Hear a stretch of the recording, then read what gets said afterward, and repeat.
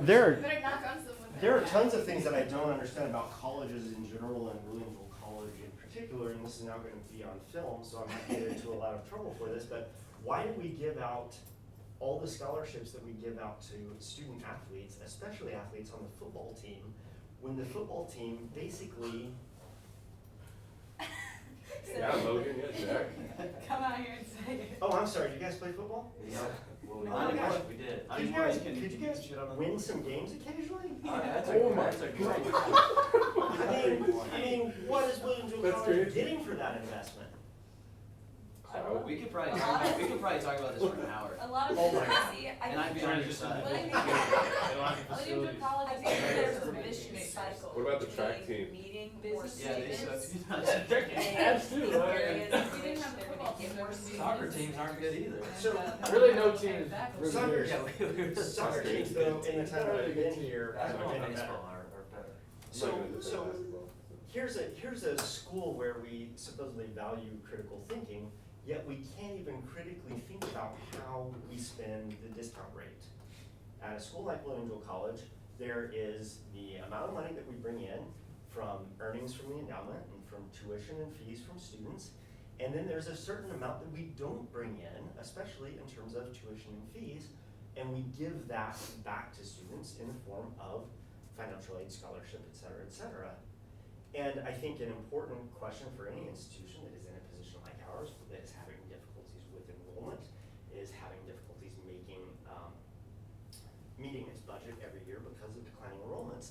I think it's really irresponsible to not think critically about if we're going to give up collecting a certain amount of tuition and fees, and that's what an in-house scholarship basically is. It isn't that we cut you a giant check, it's we reduce the amount that we're charging you for tuition and fees. We just don't charge you for that, so it's revenue that the college doesn't receive as a result of that.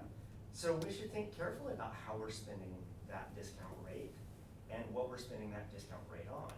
And it seems to me if we're really an academic institution, that seems to me like we should be giving discount rates to people who are really capable and really smart and who are gonna come here and really enjoy the experience of being pushed intellectually, et cetera, rather than a bunch of football players who can't win. When's the last time you guys had a 50-50 season or better? Maybe 4 or 5 years. I think 5 there's years, been actually. one or two in the 20 years that I've been here. We gotta have because the business football majors team was, call. weren't you guys better when we were NAIA?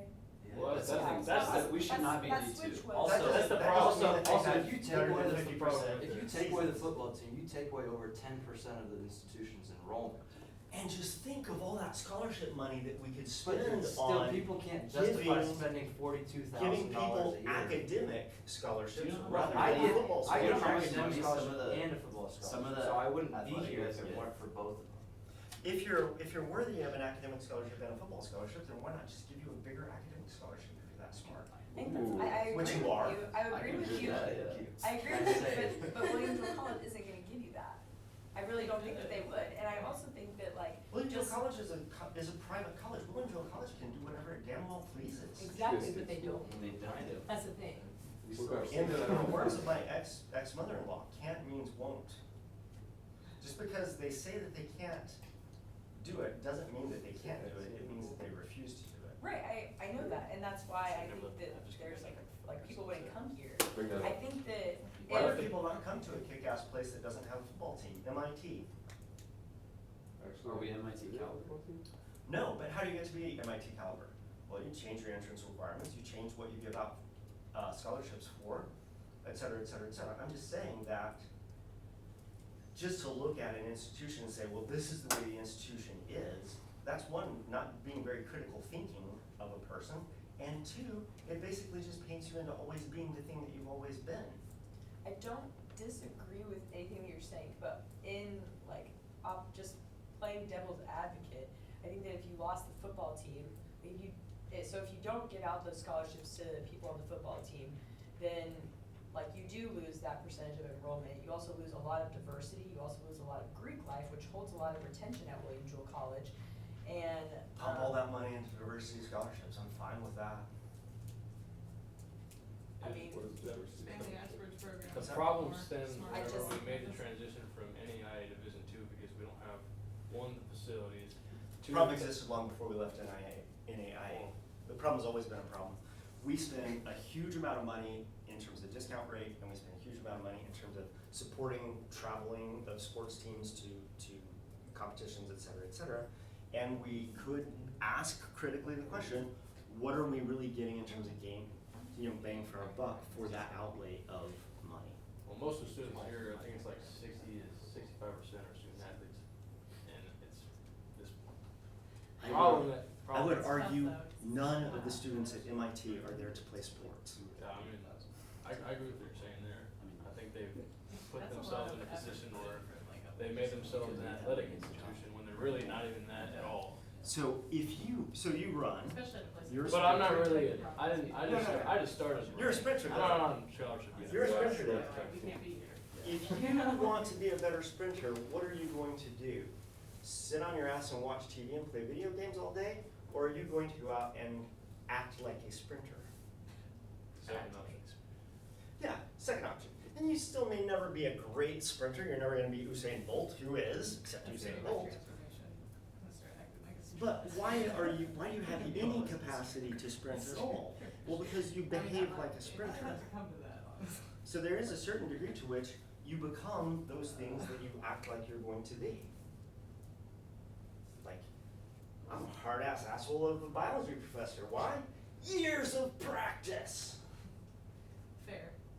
Years of practice in biology or being an asshole? Well, no. Oh my God. It's all there together. One longer than the other. So I see your point, but I think there was a time in my 20 years of being at William Jewell College. This year I get my 20-year lamp. Lamb. Is Is it it expensive? is it that little green one that's in all the old timey I movies just that think has like? that- I have no idea what. Really? I just Christmas look at story it one? as the state. Yeah, like, you know, the William green Jewell top. College Delay? is right Yeah, now. exactly. If you took away athletic scholarships, that you would lose,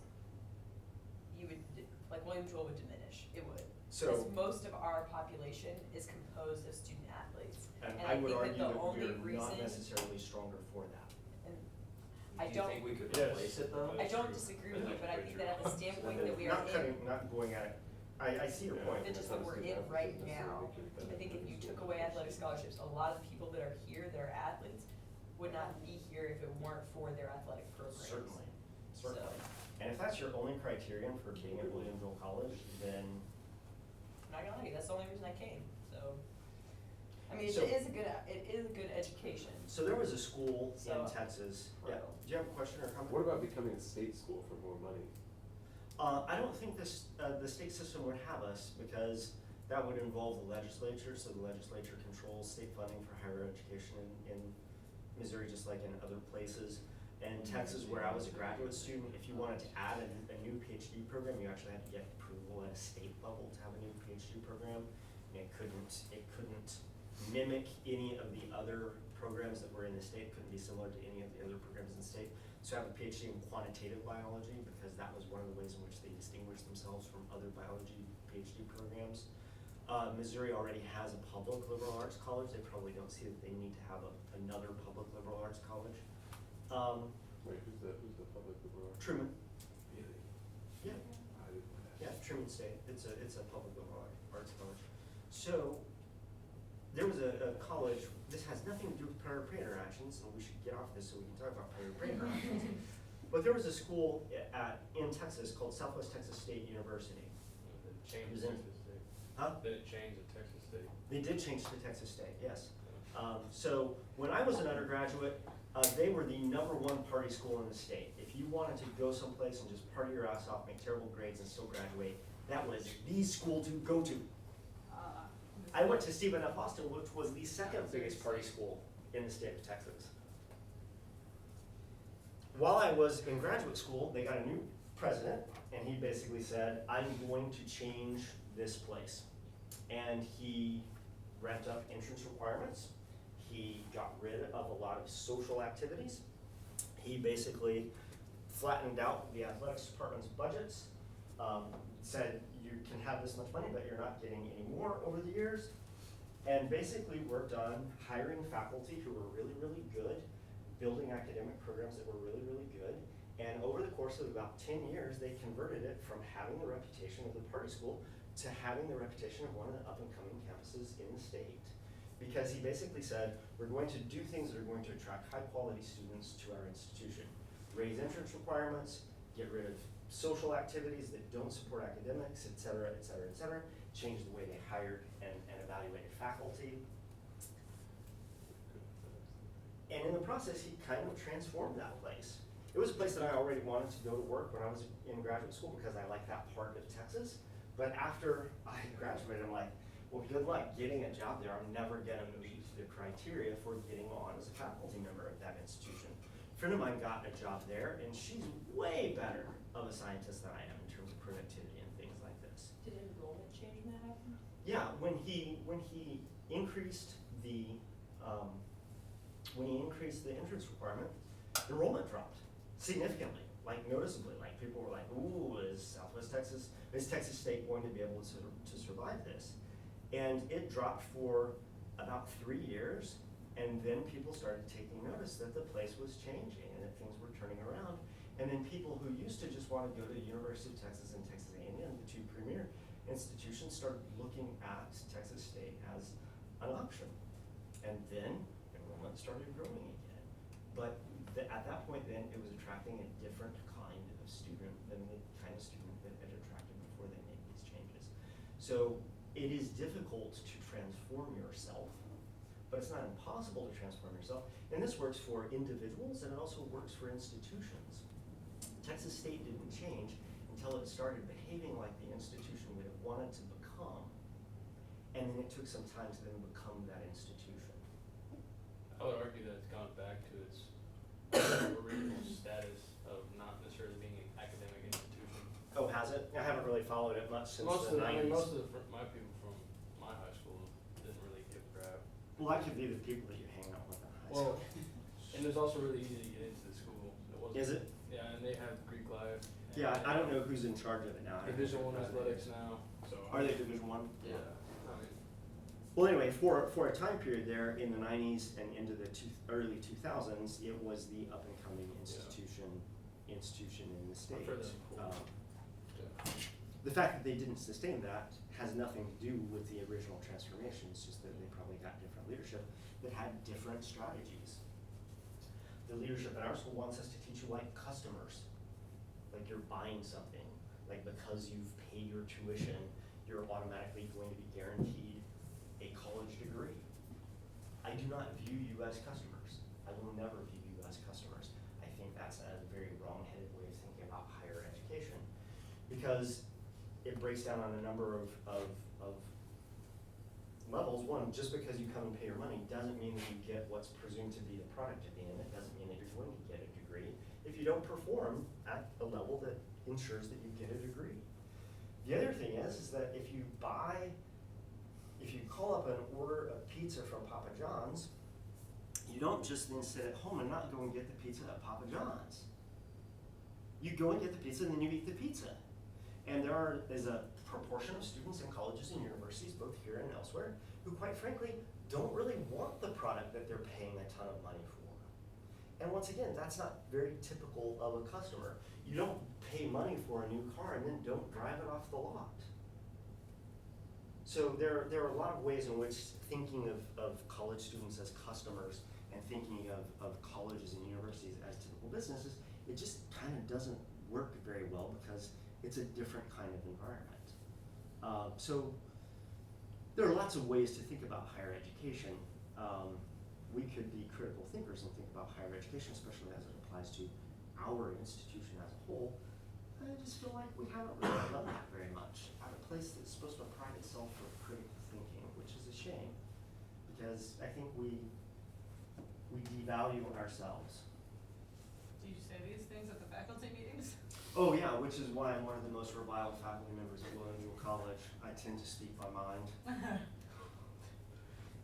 This picture, I wish I could be there.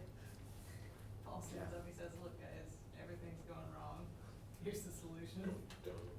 Well, I don't know that I necessarily have a solution, but continuing to do things the way we've done them for the last 160 some odd years or whatever it's been, that doesn't work anymore. We live in a different ecosystem of higher education.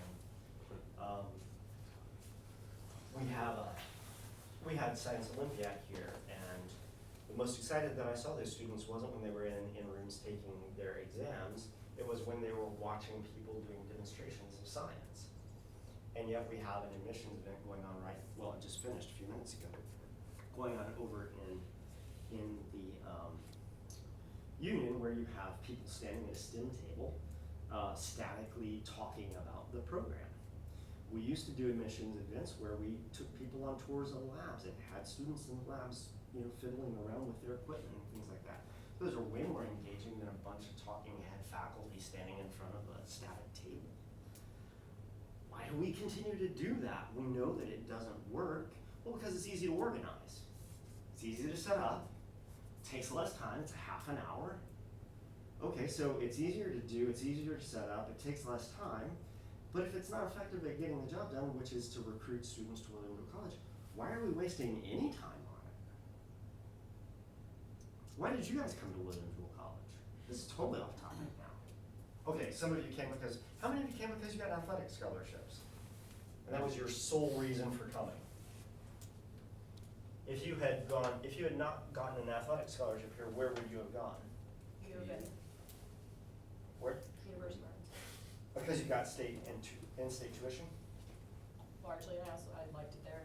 I had, you could go spend your first 2.5 to 3 years on an engineering and med path, and then decide then. No. The rest of you? I KU because in-state tuition? Mine wasn't just athletics. I came because they're a good academic school and I could pair athletics with academics. I just had a gut feeling. Well, Who had a gut feeling? I did. Well, I liked WashU and I thought about going there, but I was just like, William Jewell just seems like the place to be. Well, she was an ass-kicking school academically. Well, the scholarships weren't very great either. Like William Jewell, I got a good academic scholarship to be here, and WashU was like, you're just the same as every other academically qualified applicant. Caleb? I get it. Another school for another athletic scholarship. You think you would have gotten another athletic scholarship at like KU or K-State or Like University of Arkansas? Mizzou? Truman or Drury or something like that. Yeah, Truman or Drury. Basically a school kind of like ours that gives way too much of their discount away to athletes. Jill? Probably like Maryville in St. Louis. That was one of the universities I was looking at. Or like if I didn't do golf at all, probably just go to like UCM or something. Yeah, go someplace cheap where you could afford the tuition, because the tuition was cheaper and you're not getting money for athletics. Yeah. Because you're not good at, sorry, shouldn't say this, you're not good enough to compete at those levels. Not And big that's enough. actually kind of my point. You're never going, sorry, Jackson, sorry. No, My days I are know over. exactly what you're about to say. You're I thought never the same going to thing. be a football player. I know that comes as a shock to you. I mean, No, it Division doesn't. II college football player, yeah, It- but it professional doesn't. football player. There's No. Dr. Also, if you would have known us on the football team, we cared, towards the end of our careers, we made that realization, we cared so little about The football that physician that's on the it was Chiefs. just a way to pay our way through. Yeah, sure, No, I get that. We got Yeah, that. his last name is part out. ridiculously like So- complicated for no reason. My hope is that you guys all do become some professional brand of biologist. All right. Like that's my sincerest hope and dream for you guys. And I wonder to the degree to which if we had spent more money on academic scholarships such that people who get academic scholarships get more money and people who wouldn't get academic scholarships do, would you guys have had an easier time going through your 4 years? Would you have performed even better than you have, and all of you guys for the most part have performed exceptionally well? But would that path have been actually easier, more productive, et cetera, for you? Would you have spent more time doing research? Would you have started doing research earlier? Would you maybe have a publication that you could put on your CV when you go to apply for medical school, et cetera, et cetera? All of these questions we wouldn't know unless we tried something different. Do you think they're just like unwilling to do that? Oh, the alumni would be so pissed at getting rid of the athletics programs, and we get a lot of funding to the endowment and things like that from alumni. You don't want to kill the fattened calf until, Like, if it's continuing to produce for you, you don't wanna get rid of it. If they got rid of football, there would be such a controversy and a stink among alumni. Well, guess who doesn't attend school here, and guess who doesn't come to games to a large degree? Like, why do they want to continue these things that might be having a negative effect on the institution? Well, because they have this weird sense of nostalgia about the institution where they were and the activities that they were involved in. Well, you know what?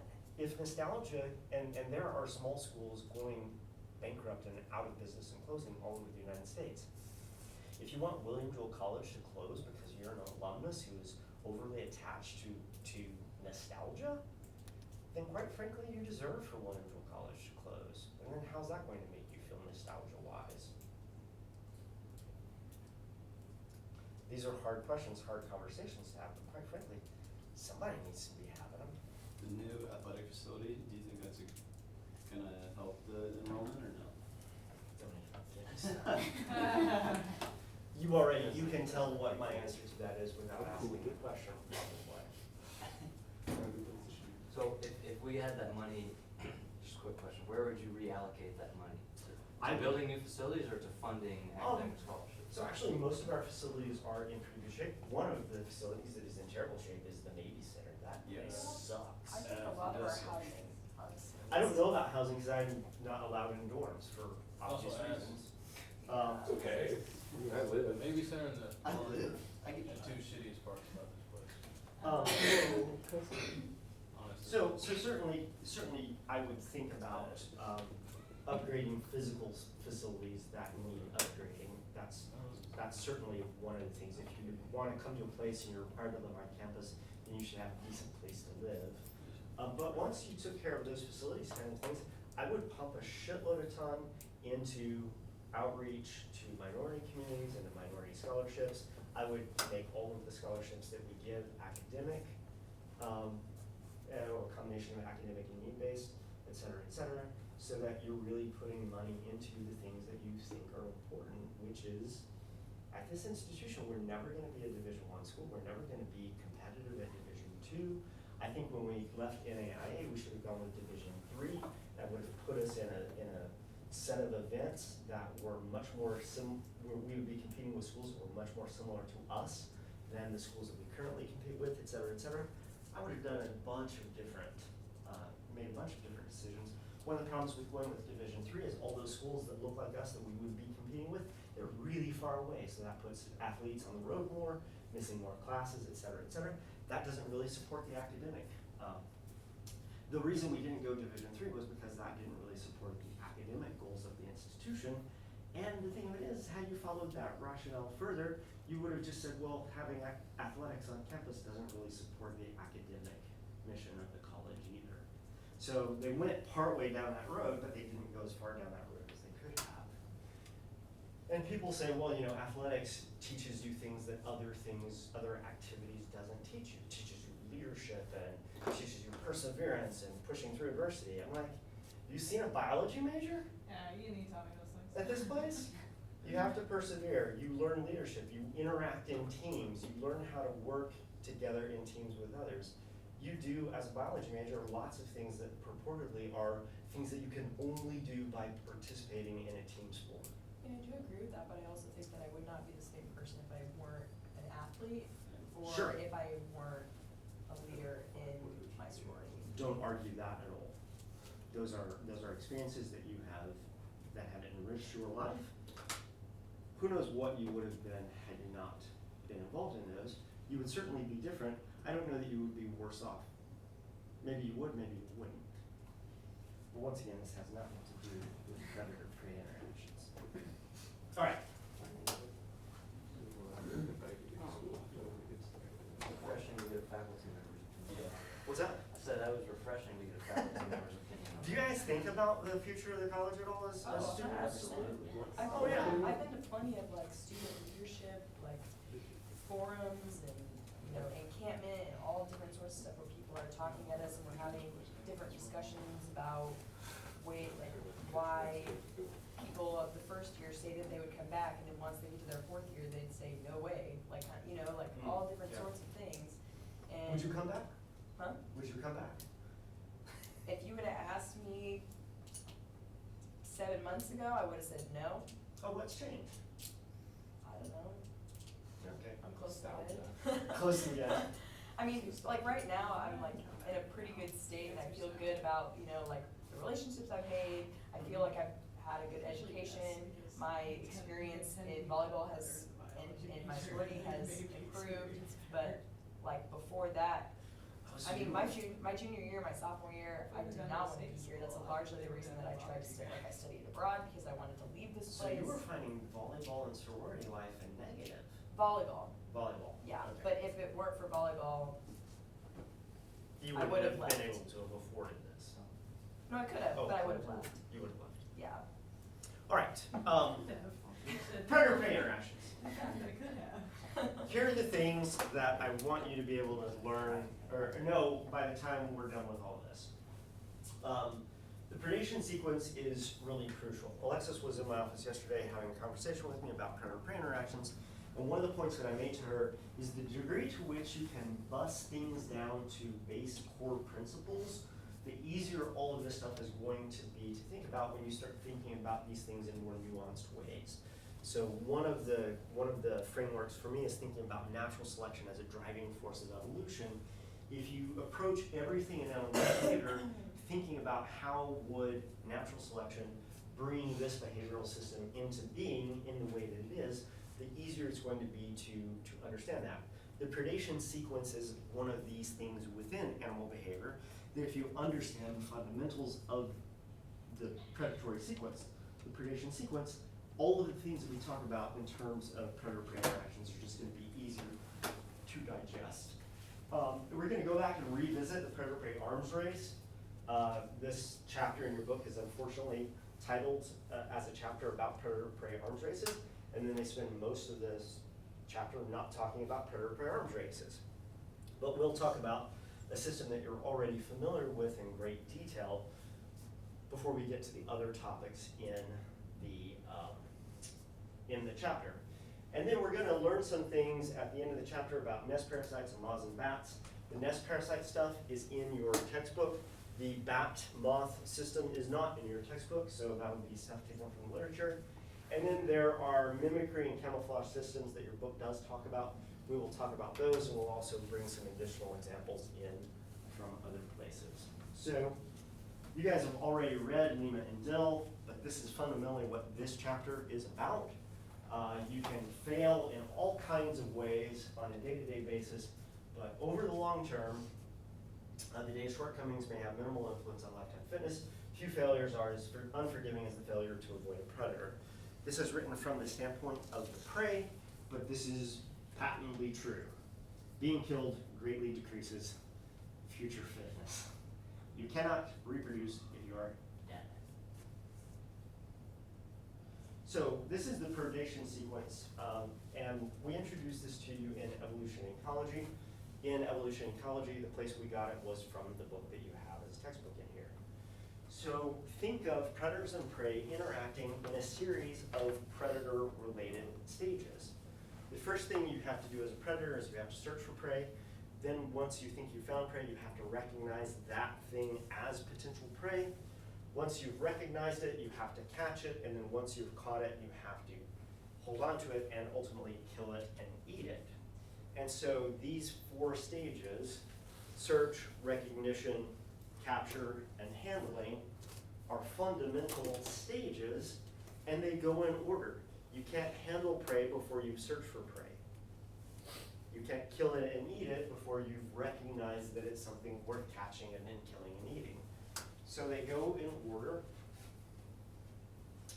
and there are adaptations that both predators have to become more effective predators and that prey have to avoid predation, and these characteristics fall underneath each of these different portions of the predation sequence. So searching for prey, predators can have improved visual acuity or improved hearing or improved smell or any other of the senses. This is just one example. Formation of a search image, making it easier for you to find prey in a background that is complex. Searching limited areas where prey are abundant. All of these things improve your ability to find prey. And then as prey, you can be cryptically colored such that it's harder for the predator to find you. You can space yourselves out such that you are less dense, which doesn't attract the attention of a predator as much. You can have a polymorphic color pattern such that not everybody in your species looks like you, and as a result, it's harder for a predator to form a search image because the predator has to look for lots of different looking prey rather than just one single looking prey. So, improved visual acuity, this is the counter adaptation search image, this is the counter adaptation searching in a limited area where prey are abundant. The way to counter that is to just change your spatial distribution. Yeah. So polymorphism doesn't refer to one individual, but different individuals in a species? That's different individuals. It's a bunch of individuals in the species, each one looking distinctively different than the other. This confuses forming a search image because a search image is when you get exposed to the same thing over a period of time, and as a result, it becomes easier and easier to recognize that because you get exposed to the same thing over and over again.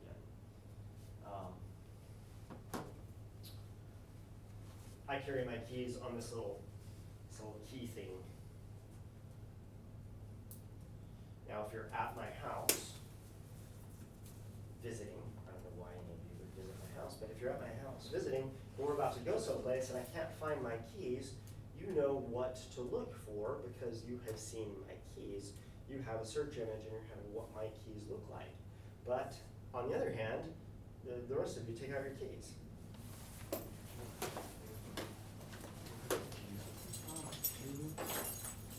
Everybody's keys look different. Alexis's keys look like pure hell. I'm glad I don't have to stick that thing in my pocket. Your keys are on a lanyard. These are identifiable. Your keys are simple. Your key, is that the only key? Well, I'm driving a different car right now. I might be So, so now, if I said, one of my students left their keys at my house, help me find them, you would have a harder time locating them because you're now looking for a much more diverse population of keys than just looking for my little blue pocket knife looking thing here that holds my keys. And so as a result, that makes the job of finding the keys harder because you're not just looking for one possible thing, you're looking for a universe of possible things, all of which look different from one another. If everybody's keys look like this, it would just be simpler. And so polymorphism, different individuals looking different from one another.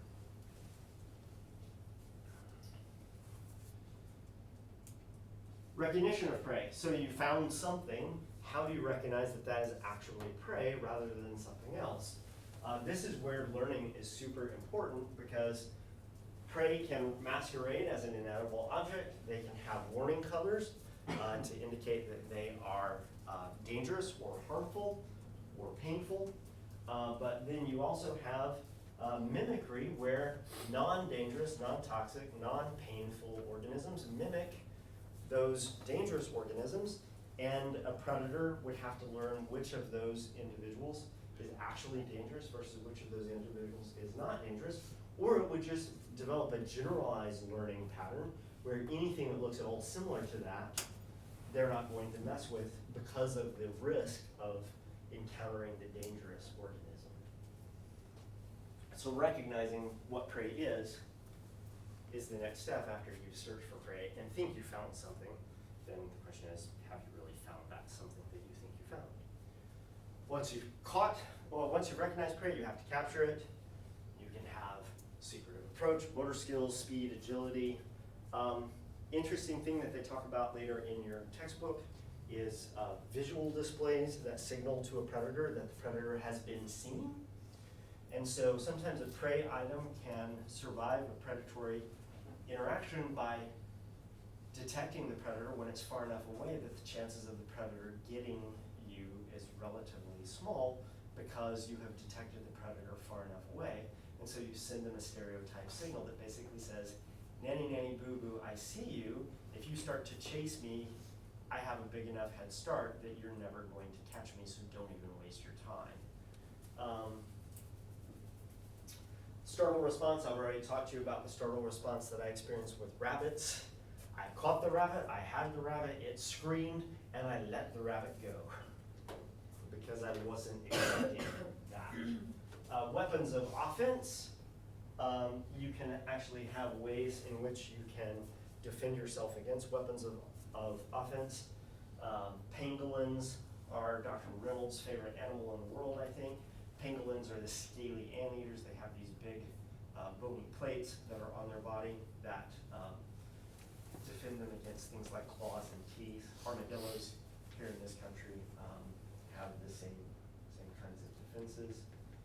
Horned lizards, which we talked about in evolution ecology, have horns that protect them from bird attacks.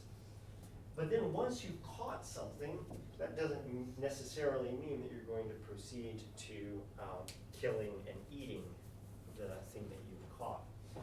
And so the example that we're going to talk about here in a few minutes involves this last part where you've caught the prey, but now you need to kill it and eat it. And in this case, the prey has developed a toxin that would normally protect it from the predator, but in this case, the predator has also evolved a response to that toxin, which makes it immune to a certain degree from that toxin. So now you have these two species that are locked in a predator-prey arms race, because as the newt has gotten more and more toxic, the snake has gotten more and more resistant to that toxin, and so they're going through this this series of interactions that has been described as the Red Queen hypothesis, which we'll get to here in a few minutes, and they talk about it in the book. So this is the sequence, a really informative structure in which to think about predator-prey interactions. If you had a predator-prey related concept that you were looking at when you had a lab project in E&E, this is one of the things that I would have given you early on in E&E to help you structure how you think about predator-prey interactions. And I don't remember what any of your projects were in E&E. Did any of you work with Mosquitoes. predator-prey? With the mosquitoes with the, you put something in the water, didn't you? From the coneflower. Oh, yeah. Trichomes Oh, trichomes. on your plants. On Tomato plants. my plants at Oh, my your house. backyard, Yep, that's why it's a beautiful shape. So Jackson's bees might be at my house. Get my goldenrod flowers. Right. So when we think about predator-prey arms races, there's this thing called the Red Queen hypothesis, because it's descriptive. What is the Red Queen hypothesis about? What does it say? What analogy does it use, Jackson? It's like running in place or something. It is running in place. Who's doing the running? Alice Riding I don't remember, it was something like. Alice in Alice in Wonderland yeah. and running and the Red Queen.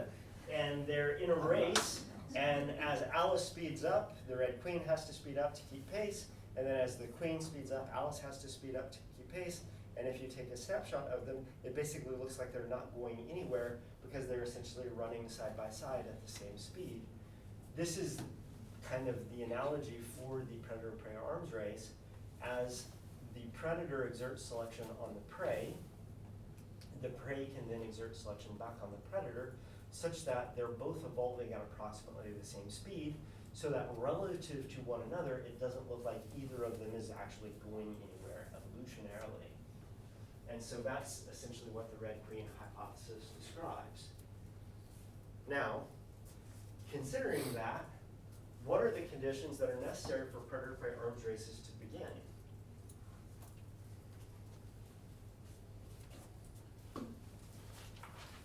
It's something like you have to have just like the prey have to have some kind of like, I don't remember the word the textbook used, with like, basically like a very crude form of defense or something that then like is triggered to evolve or something. So there are all kinds of predator-prey interactions that do not ever get to the point where they escalate into an arms race. Can somebody describe to me a predator-prey interaction that is not an arms race?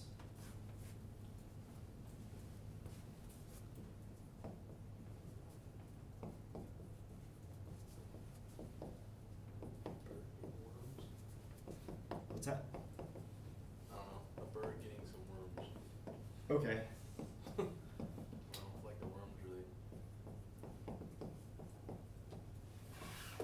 You're talking like earthworms? Sure. Okay.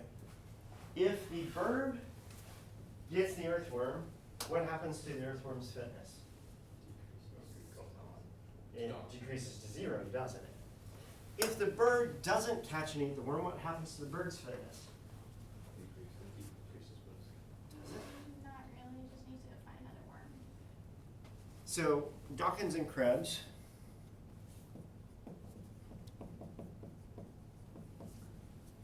(1976), I think it was, introduced an idea that you should remember from evolution and ecology that describes birds eating worms.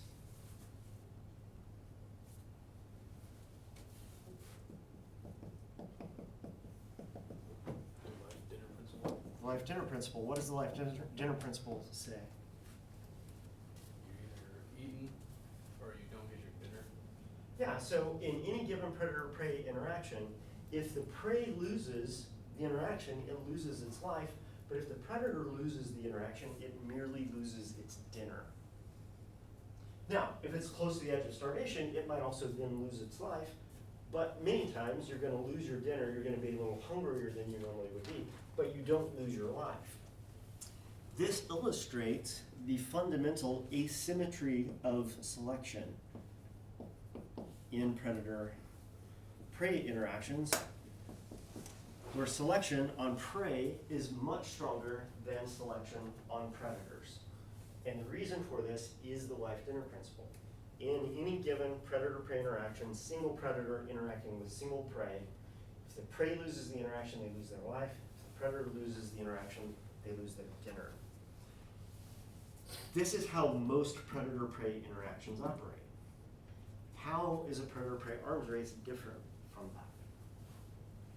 Be symmetrical selection. There would have to be symmetrical selection.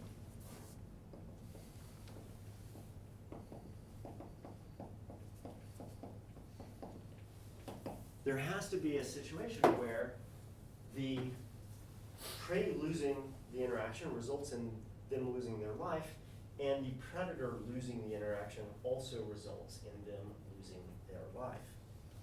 So it's never been written in the literature this way, but I will write it now. The life-life principle. This reflects the asymmetry of the life dinner principle compared to the symmetry of a predator-prey arms race.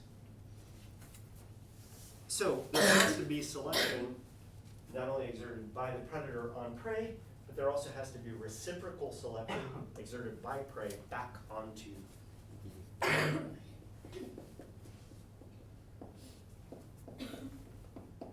selection goes both ways.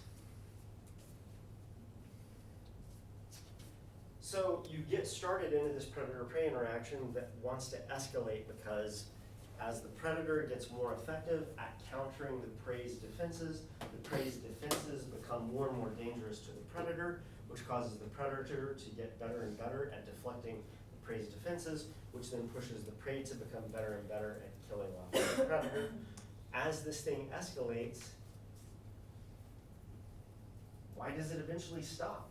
Or what happens that can bring it into a predator-prey arms race? And in predator-prey arms races that haven't come to an end, what keeps them going? What keeps them from just escalating until finally one species wins ultimately? So 2 questions: what keeps them going, and what ultimately will happen in a predator-prey arms race? Just extinction ended?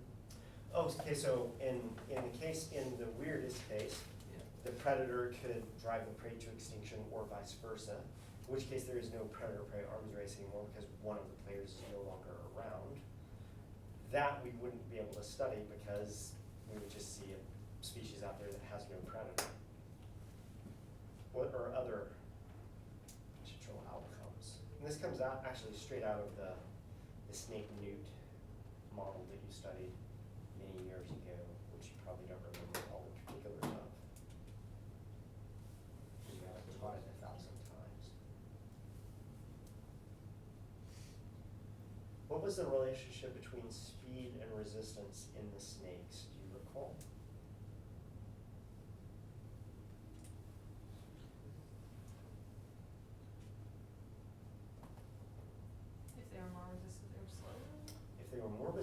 were slower. So there was a cost to the predators overcoming the prey's defense.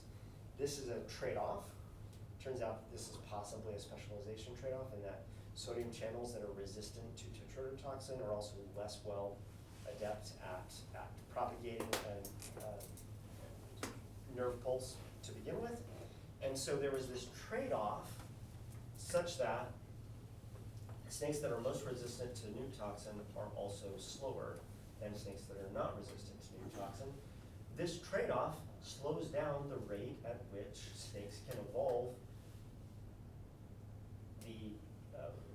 strategies to counter the newt's toxin. And so trade-offs are one of the ways in which predator-prey interactions can keep going for a long period of time because it actually slows down the evolution of one of the actors. So evolutionary trade-offs, we talked about constraints and trade-offs early on in the semester. This is one of the places where those will become important. Predator-prey arms races can come to an end when one species has driven the other species to extinction. There are other less dire ways in which these things can end.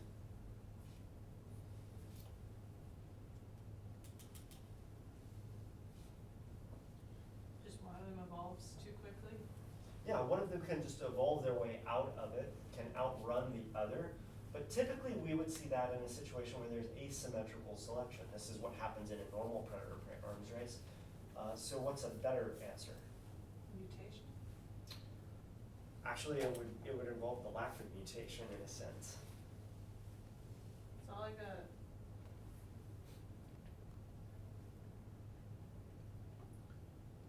What happens when there's heavy selection on a trait over a long period of time? What eventually happens to that trait? one's fixed. Becomes fixed, because selection has gotten rid of all genetic variation for that trait, so everybody in the population has that trait at whatever phenotypic level it is.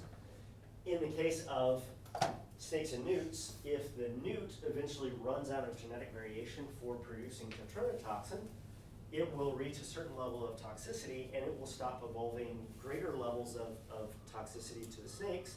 And as a result, if snakes still have genetic variation for resistance, they will continue evolving until they will actually surpass the toxicity of the newts in terms of the toxicity that they can withstand. So one of the other ways in which a predator-prey arms race can end is one or the other species runs out of genetic variation for whatever the traits are that are at the interface of this interaction. Snake loses the ability to become more and more resistant, then the newts are free to continue evolving toxicity until finally there's no snake in the population that can eat a newt. If a newt loses genetic variation for toxicity, they reach the end of their ability to evolve. Snakes become more and more resistant until every snake in the population can eat any newt in the population. Yes? But if the snakes stop, like lose their ability to become more resistant, then why wouldn't the newts just stop putting energy into becoming more toxic? They would probably evolve to the point that all of them were, that the entire population was just more toxic than the most resistant snake. And so there would still be pressure against the less toxic newts. They would be weeded out of the population by the maximally resistant snakes, basically creating a more toxic newt population. It wouldn't necessarily be the most toxic possible, but it could very easily be more toxic than any snake could withstand in that same population. Yeah. So, a fixed trait, does it stop evolution for that group, or does it just slow it so much that it's ineffective? When a trait is fixed, if you think about this, how we use the term fixation, like the fixation index in genetics, it's basically the point at which a trait has lost all genetic variation. Everybody in the population has the same genotype for that trait. So did we just answer the ultimate results question or the? Both. Oh, okay. So we partly answered both of these. One result could also just be an ever-escalating arms race where the two traits become more and more extreme over time, because there's a lot of genetic variation for those two traits, and so selection just keeps going and going and going until you end up with a situation like the snakes where you have extremely toxic salamanders paired with populations of extremely resistant snakes, and it just continues to escalate. But that escalation can't go on forever because either trade-offs will kick in and slow it down, or you'll lose genetic variation, and that will kick in and slow it down and bring it to an end ultimately.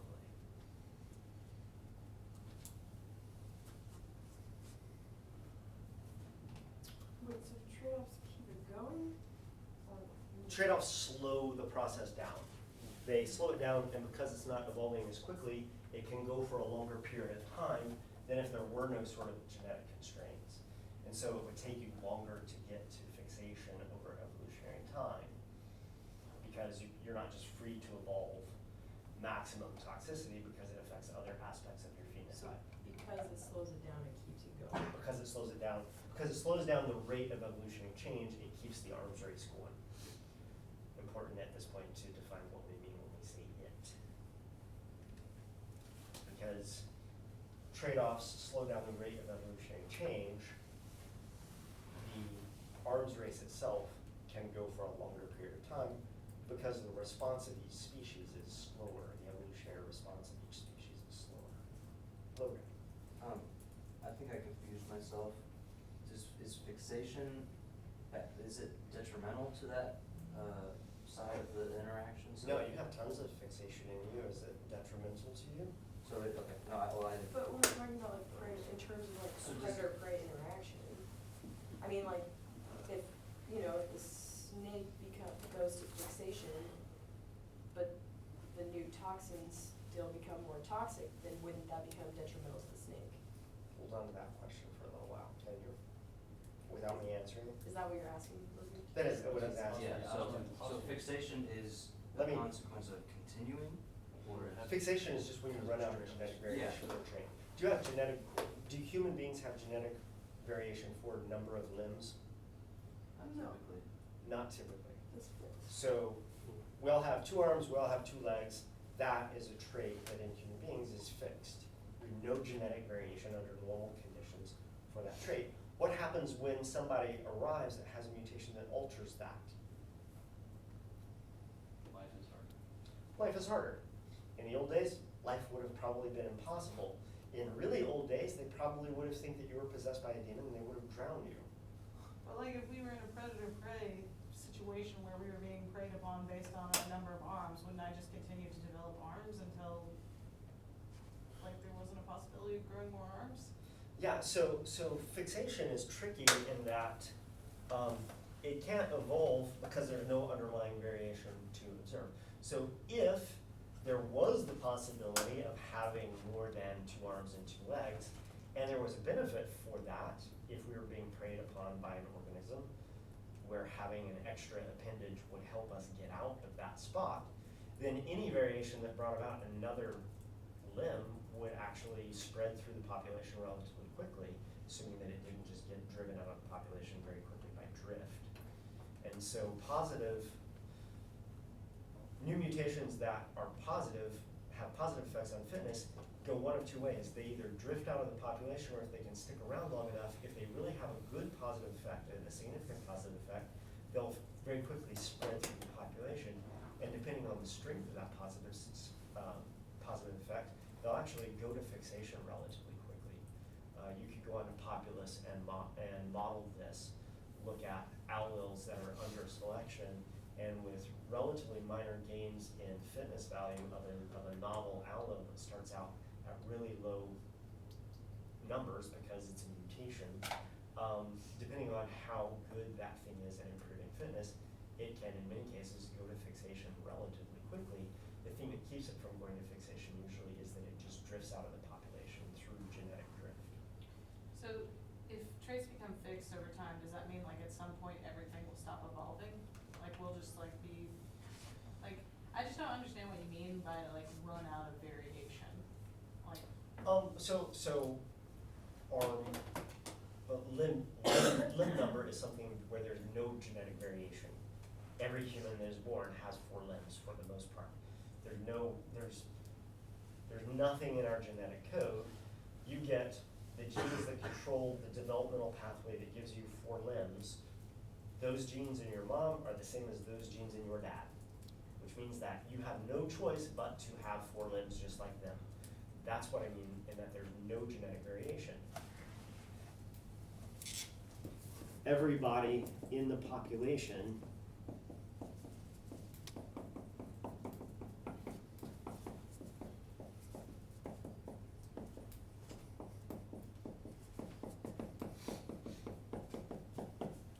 has this genotype. If these are the genes that control the developmental pathway that lead to limb formation. Cross that with that, you're gonna get that. Now, somebody gets a mutation. Now there's a little bit of variation. Now in the first generation, it's not going to show up, but in subsequent generations, that variation might show up. If that changes the developmental pathway, then there would be some variation in how limbs get formed. But for the moment, in humans, that particular thing is fixed. There are all kinds of things in humans that are fixed. We have eyes on the front of our face rather than on the back of our head. You guys know what snipe are? It's a species of bird. Does not have eyes on the front of its face. It has eyes on the back of its head. Snipes are real? Yeah. I didn't think they were. Oh, No, they're no, fake. they're called common snipe. I can sense the lack of belief in the room. I mean, I've always heard like it's like Well, they used to take you out snipe hunting, right? yeah, like you're gonna go snipe hunting. It looks like they're on the front of his head. But you're not gonna get any Sides. They're more on the sides and towards the back, actually. That picture of the red there. Well, oh no, I'm not thinking snipe. Never mind, woodcock. So snipes are fake. No, snipes. So are woodcocks. I think it's woodcock that I'm thinking of.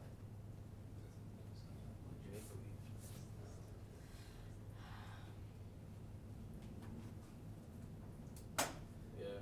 So normally bird eyes are on the front or pretty much on the even of the side.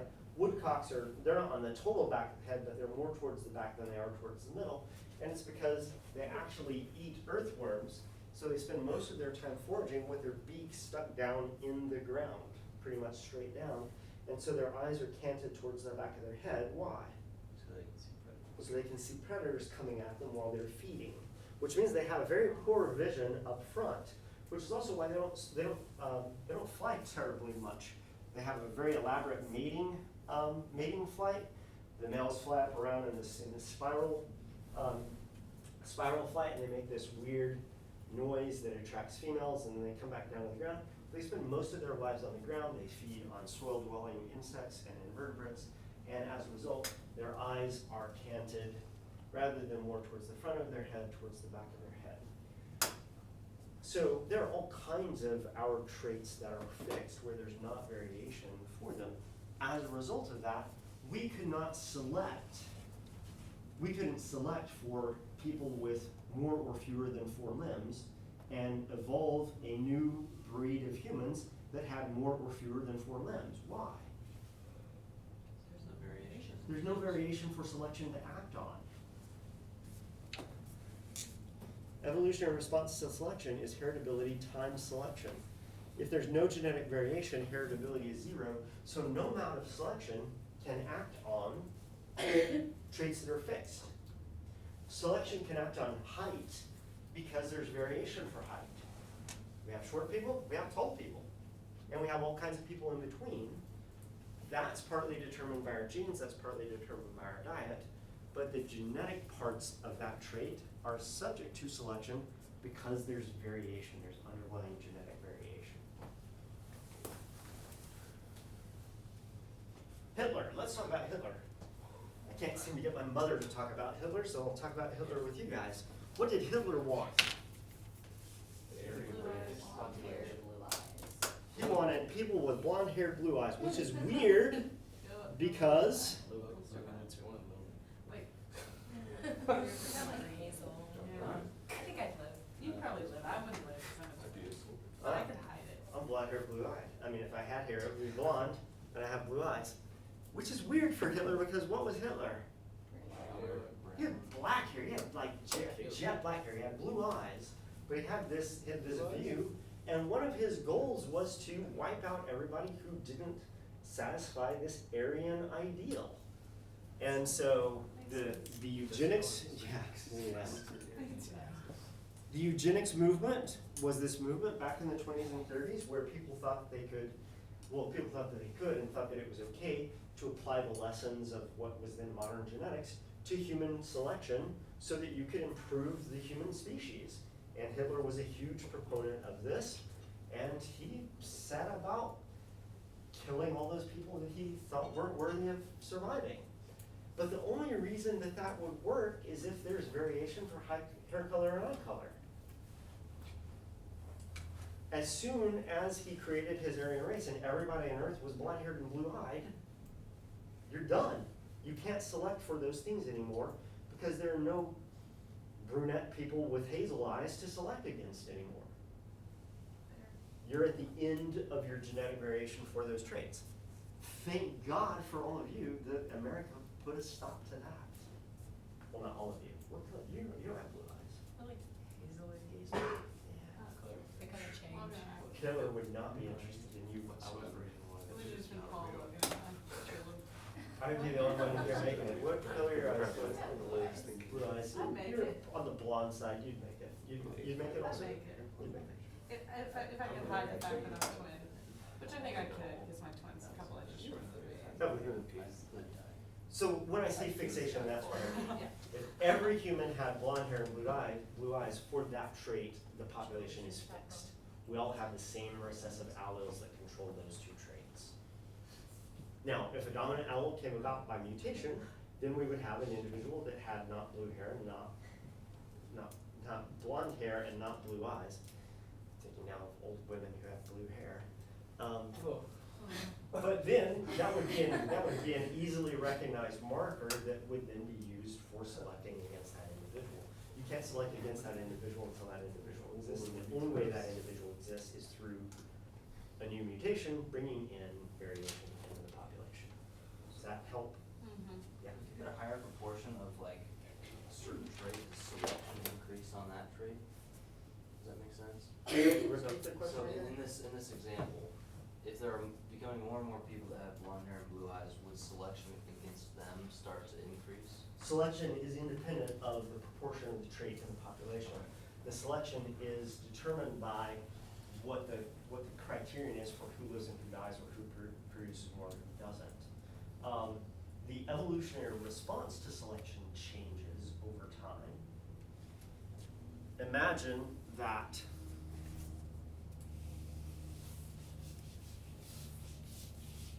and Dr. Reynolds is a classic person to talk about this because this is the kind of thing that she does all the time. Let's say that you have a trait distribution, and what you're going to do is you're going to exhibit 10% selection, directional selection on a particular trait. Let's say that this trait is longevity, one of the traits that she works with. So what you do is in her case, it's kind of cool because she works on these worms where you can freeze the eggs. It's actually one of the coolest things. Because when you select for longevity, there are a lot of other traits that get drug along as you select against longevity. And you can't know who's the most long-lived until everybody has died.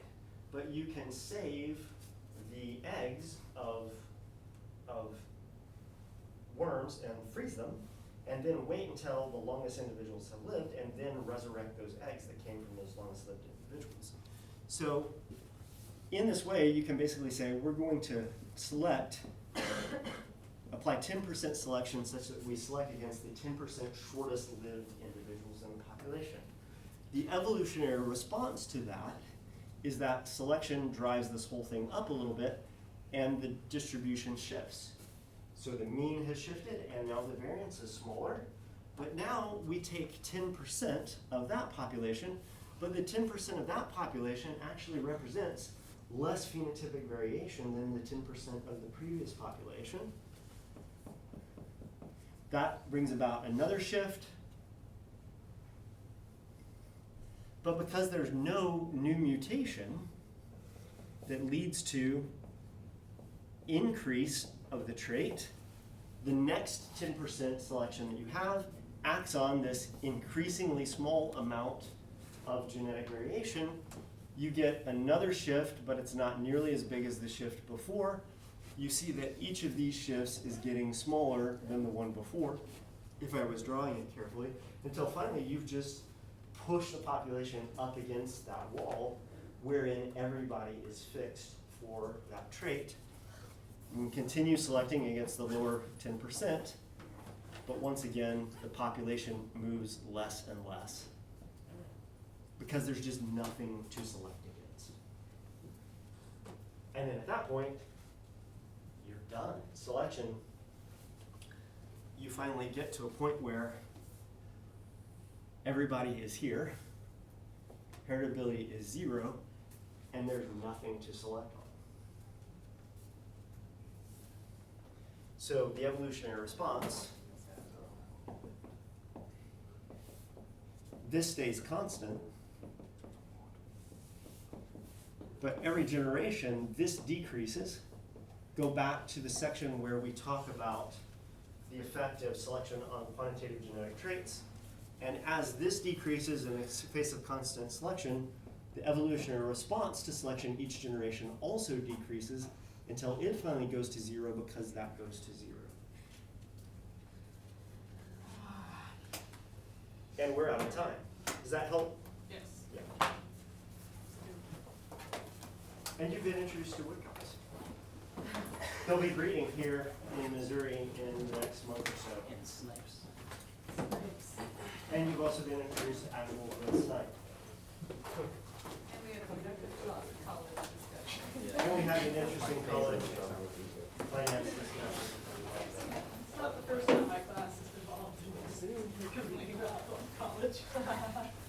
Usually the teacher doesn't participate. Dr. Woodruff will. Yeah. Dr. Woodruff Oh, has yeah. the quality conversation about how bad I mean, the world is. I think it would be nice for Williamsville College to be around 50 years from now. Me too. I'm just not convinced that it's gonna happen. College, the whole college scape is changing everywhere. So It is, it certainly is. perhaps colleges like this won't be around at all in 50 years. What about whenever they left the? It's weird, college was healthier back when we didn't think everybody needed to go to college. That's Yeah. true. What about whenever they left the Baptist convention and they lost the $1 a year they were getting? Certainly that was not good, and also that we took the hit enrollment wise because people didn't want to send their children to a